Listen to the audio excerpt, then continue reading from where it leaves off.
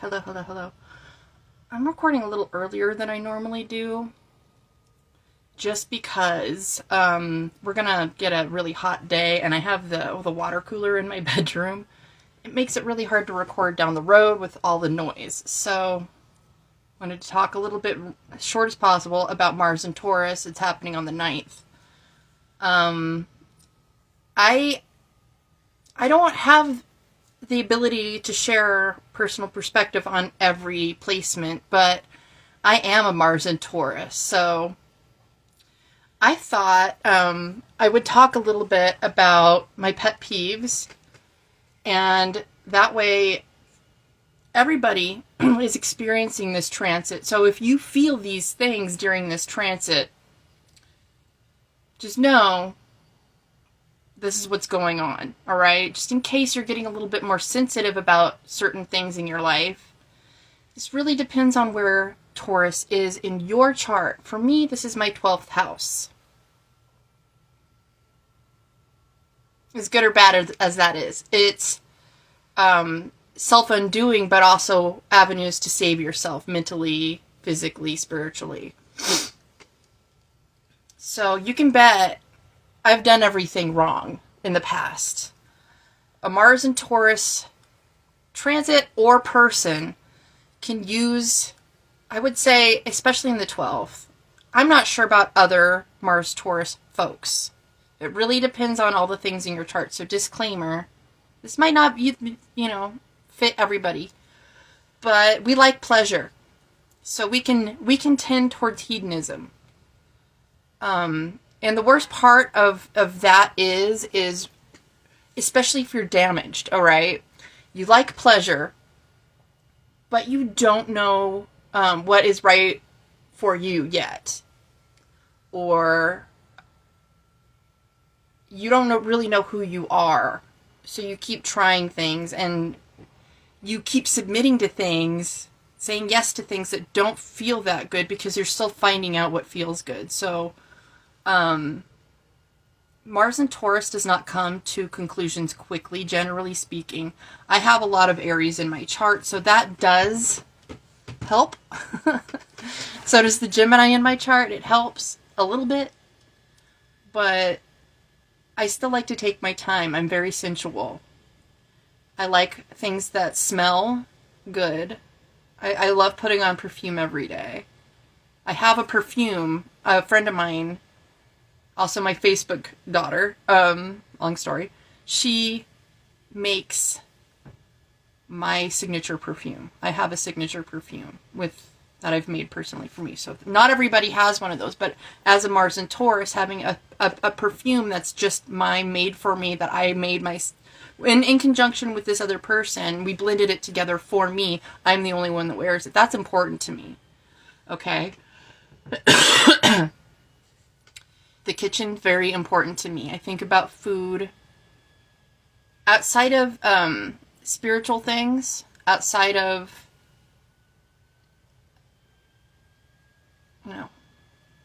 otherworldly things. I probably think about food the most, more than anything. I like to plan healthy meals. I like to get good quality ingredients. If I have an ingredient that's off, I won't make the meal. If I don't have the right cheese, say I'm trying to make an Italian meal, and if I want it to be perfect, if I want it to taste just right, I will wait, go get the right ingredient, and then make the food. I don't like anybody in the kitchen with me. I don't think that's very uncommon. But there's very few people that I can share a kitchen with in the middle of the frenzy of cooking. I take up a lot of space when I cook. I've been known to cook 3 meals a day, stay in the kitchen the entire time. I don't like to clean up after my cooking, though. I have to do that every day now, as it is, so I don't try to cook very much. I cook my meal preps once a week. And that's pretty much it these days. But I do enjoy cooking when I can focus on that and just really use it as an artistry. That's one of my favorite things in the whole world. But I also get very angry about things in the kitchen. My anger in everywhere else in life is very slow triggered. Very slow. I can get pushed and pushed and pushed and pushed and pushed pretty far. I will make excuses for people that don't deserve the excuses because when I'm angry, it's not good. So I try to slow that process down as long as possible. Innocent until proven guilty for the most part. For the most part. Throat chakra.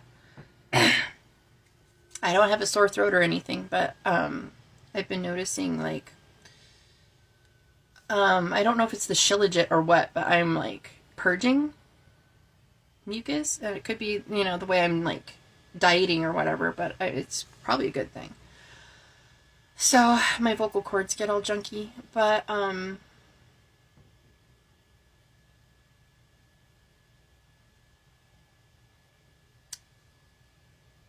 if somebody eats my food, as in my leftovers, hey Millie, talking about Mars and Taurus things, good morning. Rich rising, we say these days, because morning is not what we do here. Well, I'm not sad it's today, although it's going to be very hot. My anger in the kitchen, say, I have my meal preps or a leftover in the fridge. If somebody eats that on me, if somebody eats my ingredients for a meal that I'm trying to prepare, I lose my shit. I become somebody I don't like very quickly. So quickly. Don't touch my food. Unless I give it to you. I can't tell you. There's this one time I went to, like, I love Indian food, but I don't go very often. And I had gotten a bunch of food from my favorite spot one time, and I got my dad his whole entree for himself. And I woke up the next morning and I saw him eating Indian food, but I didn't think anything of it until I looked in the fridge and realized that he ate my food, not the entree that I got for him. And I had a big meltdown about it back then. To this day, I still haven't had food from that restaurant. I'm still heartbroken about it. And I've never forgotten that. I think about it way too often. That is a deep wound for me. That betrayal is a deep wound, and yes, it is a betrayal. That's Mars and Taurus. Like, you had no business. I got you something. Don't touch my shit. I don't like it. I'm very possessive, in general, with things and with people. Mars and Taurus is, Taurus is I have. So it might be, especially with the Taurus 12th house, for me, I've had a lot of things taken away from me. People, things, food. My mom used to steal my food all the time when I was vegan growing up. So I was always hungry, but I had morals, so I wasn't going to eat something that wasn't on my list of things to eat. So I wound up being an anorexic because I was standing by my principles, and then I kind of got to the idea that I liked being hungry and I wanted my bones to stick out. So I've had a bunch of disordered eating. I've had binge eating in my 20s. My ex-husband used to force feed me sometimes.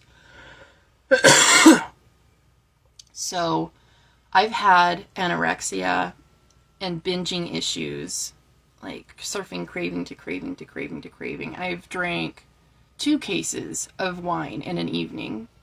I was hanging out with a Libra at the time, and I promise you, I was hungover for like 2 days. She had no problems. Libras are another breed. Don't drink with Libras unless you're absolutely ready to schedule off a bunch of time to waste. And I mean 4 days. Don't drink with a Libra. Anyway. That's another sign. Venusian aspects, Venusian expressions are with Taurus and with Libra. So if you get Venusian energy in the room together, the pleasure seeking will double. So be careful. Yeah, don't drink with the Libras unless you're absolutely fucking ready to stress out your liver and kidneys. I would just say, drink alone is safer. It's less expensive. Drinking with Libras is expensive. Expensive. Drinking with me is expensive. One time somebody let me loose. This is Mars and Taurus bullshit. Somebody let me loose in their boyfriend's. He sold wine, and he had a cellar, a little small cellar full of wine. She had me pick wine. It turned out to be the most expensive wine in the cellar. She didn't know. It was delicious. I just know a good year when I see it. All right. I know quality things. I love luxury items. I love buying quality over quantity. I don't like Shein, Shine, Temu, whatever. I like really good fabric quality if I can manage it. One of the reasons why I wear tapestries like this is a tapestry. It's meant for the wall, but I like wearing it as a dress. Just, I tie it however I feel like it. But I like the fabric quality. It is, I believe, 100% cotton, this one. And it's really hard to find a nice caftan that's drapey in cotton, and the linen is very expensive. I don't like a lot of the colors in cotton or linen. But you can find a tapestry with a decent color pattern, good fabric quality, and you can wear that. I'm very sensitive to clothing frequency, energy rising and falling, probably the 12th house thing. So if it doesn't feel right, if it's not tactile, if it's not sensually correct, I don't want it and I won't wear it. I keep throwing things away in my closet because I haven't touched it in a long time, just because I don't like how it feels. Not, it could look cute as fuck, but if I don't like the textile shit, it's not going to work. Mars and Taurus, it's coming up on the 9th. So if you're noticing that you're getting more picky about sensual things you can see, smell, taste, touch, sense, this is why. All right. What else? Very sentimental. I have clothing that I don't wear because it belonged to my grandmother or my great-grandmother. I have sweaters going back that far. I have my grandpa's army jacket. I have my uncle's Special Forces army jacket. That's why I have clothing in places that it doesn't belong, because some of them are sentimental.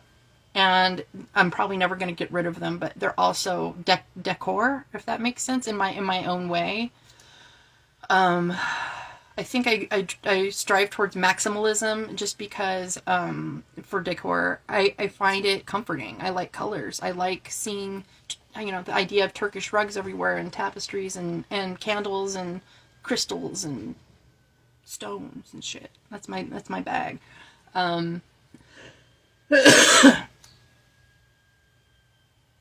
What else? I like to give people long ropes to hang themselves with. I give people a lot longer of a rope than most people, just because I'm Mars and Taurus. I like slow determination. I like to discern. 12th house. I'm a little deluded, so I like to give people plenty of time to change their minds about how they want to make me feel. But once that door closes, I forget your name. We could be talking every day for years. And the day you betray me to the point that I don't want to hear from you no more, I block your phone, I block your social media. You will never get back in once that door is shut. It's not my fault. You can't say you like roses. I'm a rose. You have to accept my thorns. You can avoid the thorns real easy. Real fucking easy. The people who've gotten the thorns and I don't speak to them anymore, they had to do a lot. A fucking lot. So we don't deal with energy like that. So you will have strong boundaries, yeses and nos. Possessions, big deal. Food, big deal. It's rivaled to Mars in Cancer. Mars in Cancer loves food for different reasons, but I believe it's real neck and neck. If you get a Mars in Cancer, Mars in Taurus person dining together, it's not going to be cheap. It's going to be so good, though. We're going to be sharing bites with each other. It's going to be a good thing. Delicious. Even better if we're cooking. Even better if it's a cooking competition with Mars Taurus, Mars Cancer. That's a good meal. But we get angry at different things. We have different motivations. It's not necessarily the most harmonious interaction that way. You know, Mars is also sex. This is private. I'm Mars 12th. Mars, my sex life when it's active, very deep, very long. Marathons. Sensual. Everything I said that takes a long time and other areas of my life, I like to take even longer when I'm with somebody I love, and I have to love them to spend naked time in bed with somebody. And when we're in bed, time stops. I'm very deep. Mars opposite Pluto. I have Mars Taurus opposite Pluto in Scorpio. Like, I like to go to the point of rebirth with somebody. I want to merge all the way. So that's why I'm celibate. I don't like cheap interactions. It's not going to work. It'll break people. My trying to pick the right word. What does she want to be called? My coochie, my pussy, will make a man yeet himself into the face of the sun if he's not spiritually prepared for my body. It's that deep. It will make or break somebody. It will catapult them.